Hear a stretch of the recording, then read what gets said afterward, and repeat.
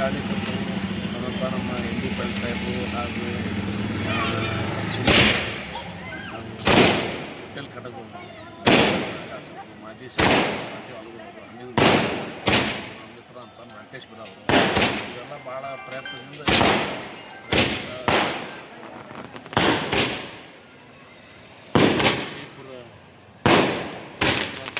ಅಧ್ಯಕ್ಷ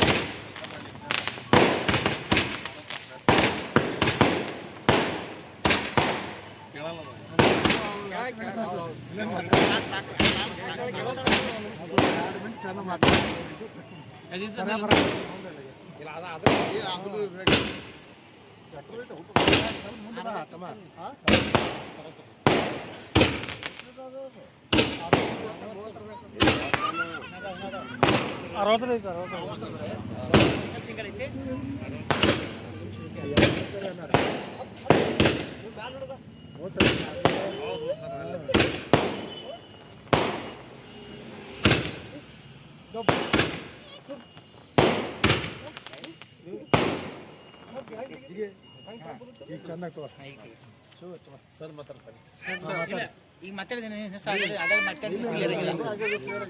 ಇನ್ನೊಮ್ಮೆ ತೊಗೊಂಡ್ಬಿಡಿ ಫಾಸ್ಟ್ ಇದೆ ಬರಲಿ ತೋರೋಣ ಚಾಲು ಮಾಡಿ.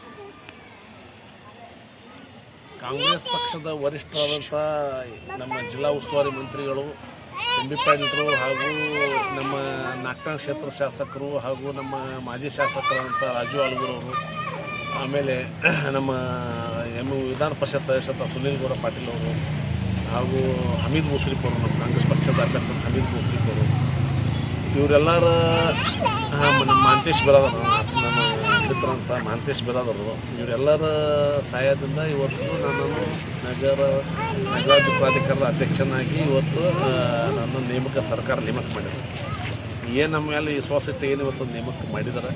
ಅವರು ಏನು ವಿಜಯಪುರ ನಗರ ಜನತೆ ಈ ಕಳೆದ 30 ವರ್ಷದಿಂದ ಲಿಂಗಾಯತರು ಯಾರೂ ಕಾಂಗ್ರೆಸ್ ಪಕ್ಷದಿಂದ ಈ ನಗರಾಭಿವೃದ್ಧಿ ಪ್ರಾಧಿಕಾರದ ಅಧ್ಯಕ್ಷರಂತ ಆಗಿದ್ದಿಲ್ಲ. ಈಗ ಒಂದು ಲಿಂಗಾಯತರಿಗೆ ಅವಕಾಶ ಮಾಡಿಕೊಟ್ರೆ ಇದು ಭಾಳ 2004 ನಂತರ ಯಾರೂ ನಮ್ಮ ಕಾಂಗ್ರೆಸ್ ಪಕ್ಷದಿಂದ ಲಿಂಗಾಯತರಾಗಿಲ್ಲ. ಈ ಸಲ ನಾವು ಒಂದು 30 ವರ್ಷ ಆದಮೇಲೆ ಅವಕಾಶ ಮಾಡಿಕೊಟ್ಟಾರೆ. ಆಮೇಲೆ ಇನ್ನೊಂದು ವಿಜಯಪುರ ನಗರಾಭಿವೃದ್ಧಿ ಪ್ರಾಧಿಕಾರದಿಂದ 35-40 ವರ್ಷದಿಂದ ಯಾವುದೇ ಬಡಾವಣೆಗಳನ್ನು ನಗರಾಭಿವೃದ್ಧಿ ಪ್ರಾಧಿಕಾರದಿಂದ ಆಗಿಲ್ಲ. ಅದನ್ನು ಆ ನಿಟ್ಟಿನಲ್ಲಿ ಆ ಕೆಲಸ ಮಾಡುವಂಥದ್ದು.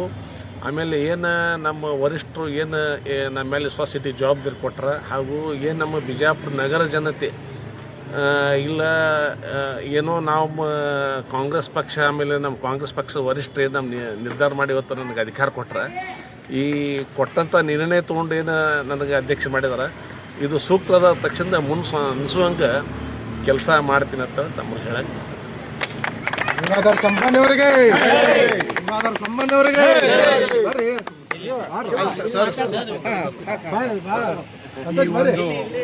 ಶುಭ ಸಂಖ್ಯೆಯಲ್ಲಿ ಗೋಧೂಳ ಮುಹೂರ್ತದಲ್ಲಿ ನಮ್ಮ ಓಣೆಯ ಒಬ್ಬ ಯುವಕರು ಇವತ್ತಿನ ದಿವಸ ನಮ್ಮ ಶಾಸಕರಾದ ಮತ್ತು ಬಿಜಾಪುರ ಜಿಲ್ಲಾ ಸಚಿವರಾದ ಸನ್ಮಾನ್ಯ ಶ್ರೀ ಎಂ ಬಿ ಪಾಟೀಲರು ಈ ಒಂದು ಉತ್ತಮವಾದ ಕೆಲಸವನ್ನು ಮಾಡಿದ್ದಾರೆ. ಇದಕ್ಕೆ ನಮ್ಮ ಯುವ ಈ ಸಂದರ್ಭದಲ್ಲಿ ಇರಲಿ, ಇವತ್ತಿನ ದಿವಸ ಒಳ್ಳೆಯ ಕೆಲಸ ಆಗಿದೆ. ಅದಕ್ಕೆ ತಮ್ಮೆಲ್ಲರ ಒಂದು ಸಹಕಾರ ಇದು ಆಗಿದೆ. ಈ ಕೆಲಸ ಅವರು ಮನೆ ಕೆಲಸ ಅಂತ ಜವಾಬ್ದಾರಿಯಿಂದ ಮಾಡಿದರೆ ಇಡೀ ನಮ್ಮ ಬಿಜಾಪುರ ನಗರಕ್ಕೆ ಒಂದು ಸಂತೋಷ ಅನ್ನುತ್ತಂತ ಈ ಸಂದರ್ಭ ಹೇಳ್ತಾ ತಮ್ಮೆಲ್ಲರಿಗೂ ಒಂದಿಷ್ಟು ಇವರಿಗೂ ಇನ್ನೂ ದೇವರು ಆಯುಷ್ ಆರೋಗ್ಯ ಕೊಡಲಿ ಅಂತ ಕಾಪಾಡಿ ನನ್ನ ಎರಡು ಮಾತುಗಳು.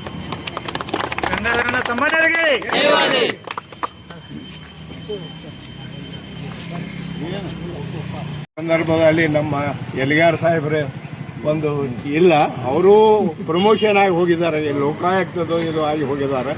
ಅದು ಕೂಡ ಈ ಸಂದರ್ಭದಲ್ಲಿ ನನ್ನ ಹೇಳಲಿಕ್ಕೆ ಸಂದೇಶ ಅನ್ನಿಸ್ತದೆ.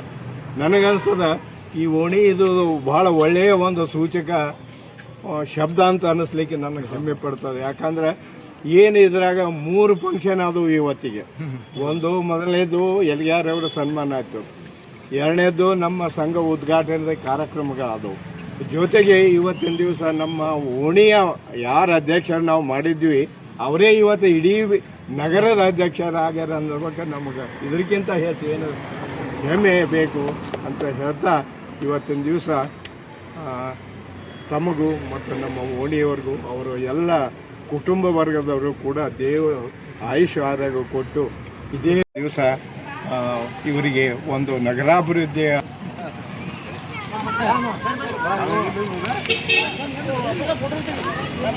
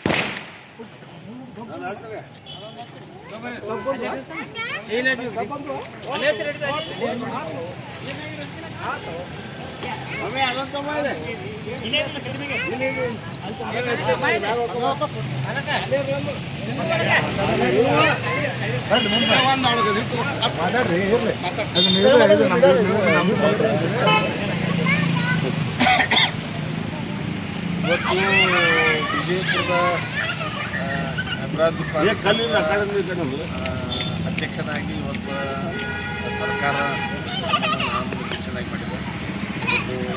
ಪ್ರತಿಭೆಯುಳ್ಳವಂಥ ಡಾಕ್ಟರ್ ಗಂಗಾಧರ ಸಂಬಣ್ಣಿಯವರು ನಮ್ಮ ಓಣಿಗೆ ಅಲ್ಲ ಇಡೀ ನಗರಕ್ಕೆ ಒಂದು ಕೀರ್ತಿಯನ್ನು ತಂದಿದ್ದಾರೆ ಅಂತ ನಾ ಹೇಳಲಿಕ್ಕೆ ಈ ಸಂದರ್ಭದಲ್ಲಿ ಬಹಳ ಸಂತೋಷ ಅನ್ನಿಸ್ತದೆ.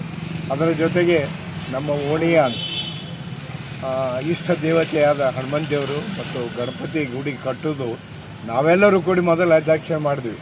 ಆ ಒಂದು ಸಂದರ್ಭದಾಗಿ ಇವತ್ತಿನ ದಿವಸ ನಮಗಾಗಂದ್ರು ಇಲ್ಲ, ನೀವು ಯುವಕರಾಗಬೇಕು, ನಮ್ಮಿಂದ ಏನು ಬೇಡ ಅಂತಂದಾಗ ಆ ಇಬ್ಬರು ದೇವತೆಗಳು ಇವತ್ತಿನ ದಿವಸ ದಾರೆ ಎಳೆದಾರಂತ ಹೇಳಲಿಕ್ಕೆ ಈ ಸಂದರ್ಭದಲ್ಲಿ ನಾನು ಸಂತೋಷ ವ್ಯಕ್ತಪಡಿಸ್ತೀನಿ.